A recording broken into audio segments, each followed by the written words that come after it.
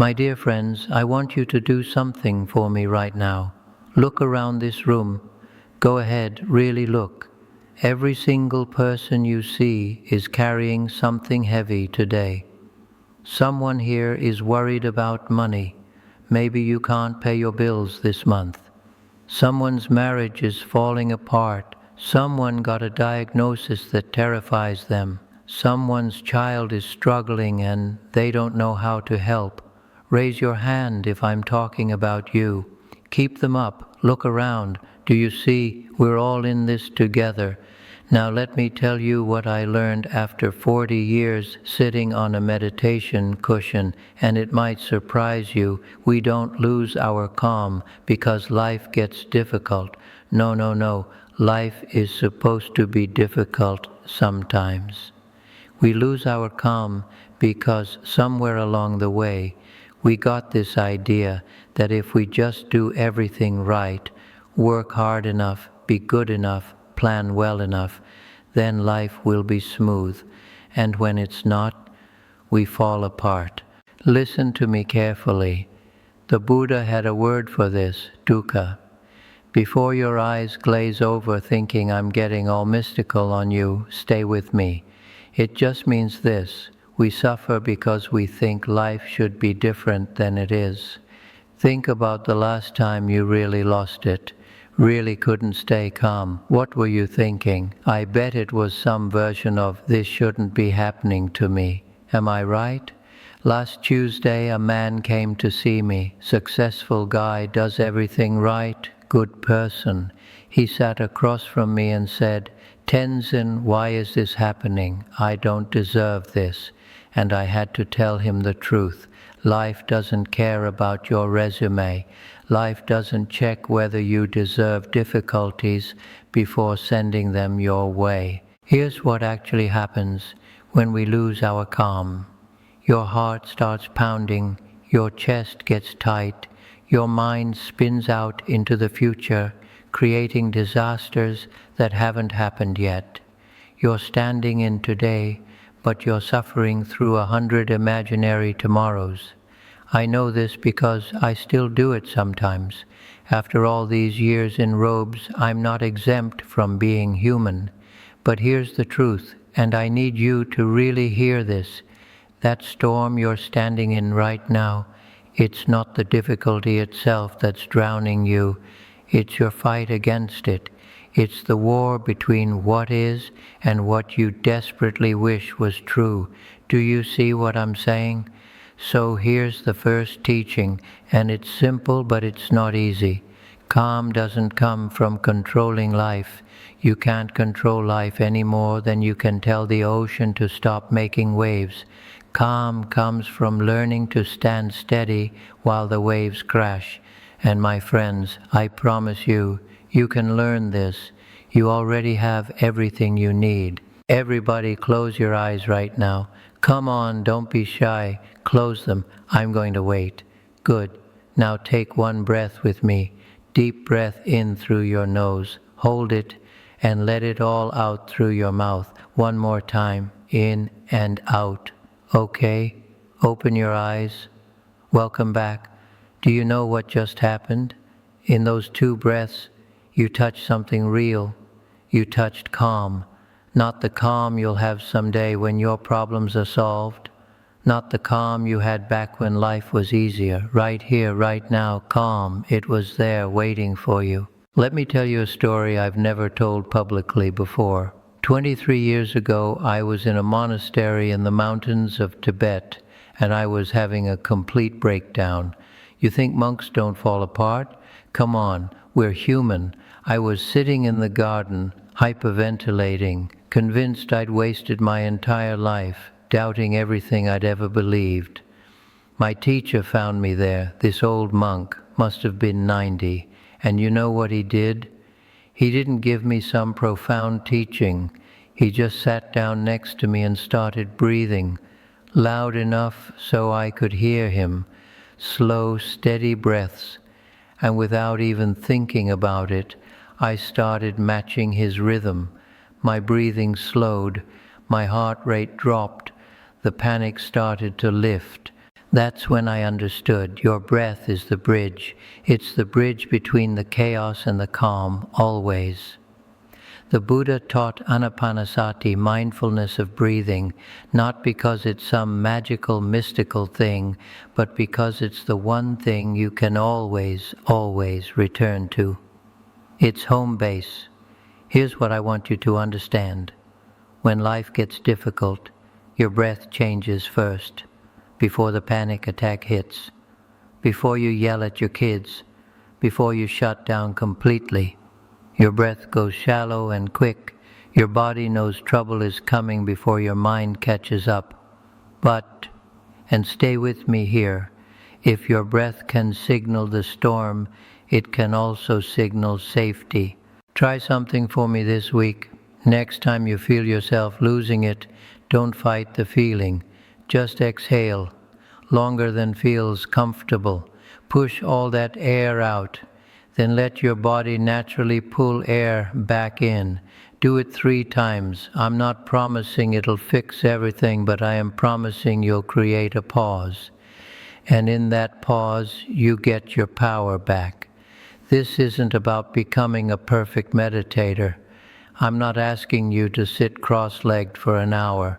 I'm talking about remembering that any moment, standing in line at the grocery store, stuck in traffic, right before that difficult conversation, you can come home to yourself through your breath. Your breath has been with you since the moment you were born. It'll be with you until the moment you die, and every second in between, it's there, waiting to bring you back to calm. When was the last time you actually paid attention to it? I'm going to tell you something that changed my entire life, and I need you to really listen. You ready? Here it is. You are not your thoughts. Let me say that again, because I know your mind just tried to argue with me. You are not your thoughts. And yet most of us treat every thought that pops into our head like it's absolute truth. A woman came to see me 3 weeks ago. Smart woman, accomplished, has her life together from the outside. She sits down and says, "Tenzin, my mind is destroying me. Every single day it tells me I'm not good enough, that I'm going to fail, that everyone secretly thinks I'm a fraud." And I asked her, "Is that your voice saying those things, or is it something you learned somewhere?" She just stared at me, because she'd never questioned it. She'd been believing those thoughts for 30 years without ever asking if they were actually true. Here's what happens when life gets hard. Your mind goes into what I call threat mode. It starts shooting out thoughts like a machine gun, rapid fire, relentless. What if this gets worse? What if I can't handle it? What if I lose everything? What if? And we grab onto every single thought like it's a prophecy instead of what it actually is, just a thought, just mental weather. I spent years believing every thought that passed through my head, especially the mean ones, the ones that said I wasn't spiritual enough, wasn't good enough, was failing at being a monk. Those thoughts were so loud, so convincing. But then a teacher asked me to try something. He said, "Watch your thoughts like you're watching clouds pass in the sky. Don't judge them, don't fight them, just watch." And when I finally did that, really did it, something incredible happened. I realized if I could watch my thoughts, then I had to be separate from them. The person watching can't be the thing being watched. This is the practice of sati, mindfulness, and it's revolutionary, my friends, because when you can observe a thought instead of being swallowed by it, you create space, and in that space you get to choose. You don't have to believe the thought, you don't have to obey it. You can say, "Thanks, mind, I know you're trying to protect me, but I'm okay." Right now, yes, right now, what's the loudest thought in your head? Can you name it? Can you see it as just a thought instead of the absolute truth?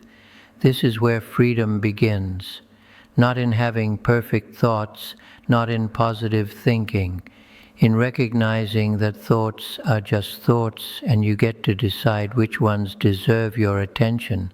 Try it this week. When a difficult thought shows up, don't fight it. Just notice it.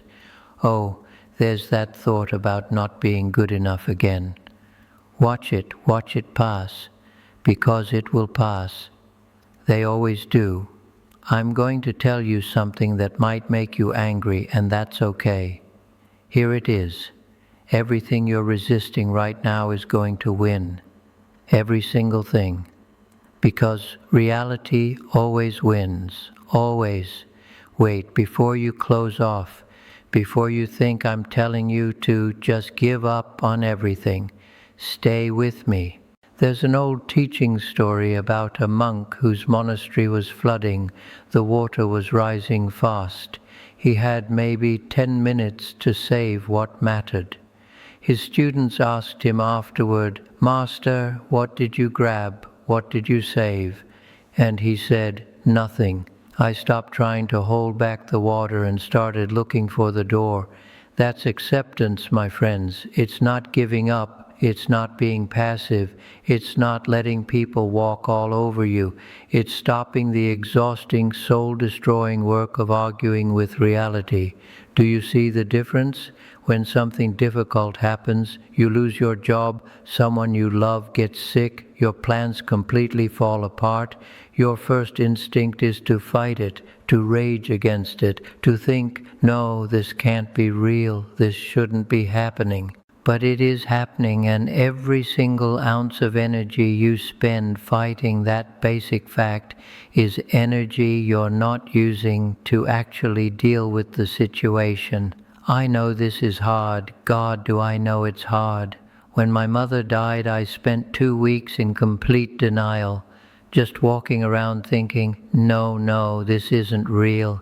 And my teacher finally said to me, "Tenzin, she's gone. You can accept that now and start grieving, or you can accept it 6 months from now after you've tortured yourself. Either way, you're going to accept it. Reality is patient." This is what the Buddha meant by Khanti, patient endurance, not suffering quietly, not just taking whatever life throws at you, but clear-eyed acknowledgement of what's actually true. Here's what real acceptance sounds like. Okay, this is happening, I hate it, it's painful, it's not fair, and it's real. So now, what's my next wise step? Do you feel the shift? There's no wasted energy fighting, this shouldn't be. There's just, this is, so what now? I want you to try something. Think of one thing you're resisting right now, just one. Maybe it's a situation at work. Maybe it's something about your body or your age. Maybe it's a relationship that's not what you wanted. Now ask yourself, what would change if I just accepted this is actually happening? Not liked it, not approved of it, just stopped fighting it. Try it right now. See what happens. My dear friends, I'm going to share the most comforting truth I've ever learned, and at first it might not sound comforting at all. Here it is. This too shall pass. Everything passes, everything. Nothing lasts, not the good, not the bad, not anything. The Buddha called this anicca, impermanence. And usually when people hear this teaching, they hear it as bad news. Everything you love will end. Everyone you care about will die. Everything you build will eventually crumble. But look, really look at what this means when you're drowning in difficulty. That panic you're feeling right now, it's going to pass. That shame, that heartbreak, that situation that feels like it's crushing you forever, it won't last. It can't last. Nothing does. Change is the only constant in this universe. The storm always moves on, always. I watch people hold on to their suffering like it's their identity, like they've been carrying it so long they don't know who they'd be without it.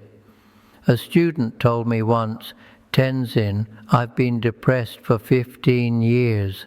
I don't even know who I am anymore without this weight. And I understood completely because I've been there too. We get attached to our pain because at least it's familiar. At least we know how to be this person. But here's what I really need you to hear. If the bad doesn't last, if pain is temporary, then staying calm gets so much easier. Not because you're pretending the difficulty isn't real, but because you know deep in your bones that this moment isn't permanent. You've survived every difficult moment up until now, every single one. Show of hands. How many times have you thought, I can't survive this? And then you did anyway. Keep them up. Look around. We're all survivors of moments we thought would destroy us. There's a Japanese concept I love called shibumi. It means something like effortless beauty that comes from accepting impermanence. Think about cherry blossoms. They're breathtaking, right? But part of why they're so beautiful is because they don't last. They bloom for maybe 2 weeks, and then they're gone.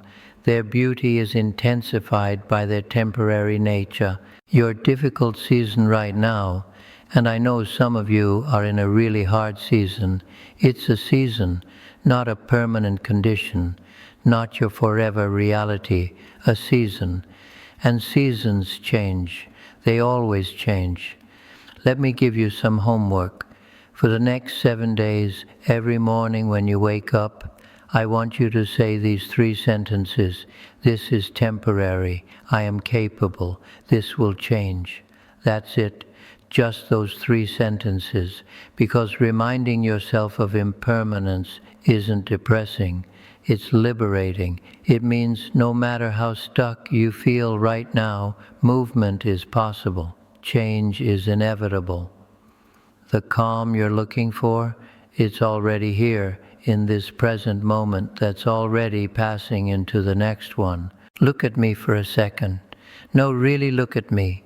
Now tell me honestly, where is your mind right now? Is it actually here in this room with me? Or is it rehearsing tomorrow's difficult conversation? Is it replaying that thing you said last week that you wish you could take back? Is it making your grocery list? Be honest. This is why we can't stay calm. We're never actually where we are. We're living in yesterday's regrets and tomorrow's anxieties. We're everywhere except right here, right now. And the present moment is the only place where peace actually lives. The only place. I spent 15 years in serious meditation practice before I really got this. You know when it finally clicked? I was washing dishes, just standing at the sink in the monastery, washing bowls, and for about 20 seconds, I wasn't thinking about washing dishes. I wasn't planning what to do next. I wasn't reviewing my day. I was just there, feeling the warm water, hearing the sound of the water splashing, feeling my hands moving, and in those 20 seconds there was complete calm, not because all my problems disappeared, but because I wasn't spinning stories about them. The Buddha taught this as samadhi, one-pointed concentration, but forget the fancy terms for a minute. Here's what it means in your actual life. When you're eating, eat. When you're walking, walk. When you're with your kid, be with your kid, not thinking about work, not scrolling through your phone, not half present while planning what's next, fully here. I know what you're thinking. But Tenzin, I have real problems. I can't just ignore them by being present. Listen to me. You're not ignoring them. You're actually giving yourself the clarity to handle them better. Because here's the truth. 90% of our suffering isn't from the actual problem. It's from the 1,000 times we replay it in our minds, predict how it'll get worse, obsess over it when we should be sleeping or eating or living. Try something with me right now. Put your feet flat on the floor. Feel them. Really feel the contact between your feet and the floor. Feel the weight of your body in the chair, the temperature of the air on your skin. That's it. Nothing else. Stay there for 5 seconds, just aware of your body existing in space. Welcome back. In those 5 seconds, were you suffering? Were you anxious about the future or regretting the past? No, you were just here. That's the whole practice, my friends, that's it. Return to here, again and again and again, not because here is always pleasant, it's not, but because here is real, here is manageable, here is where your actual life is happening.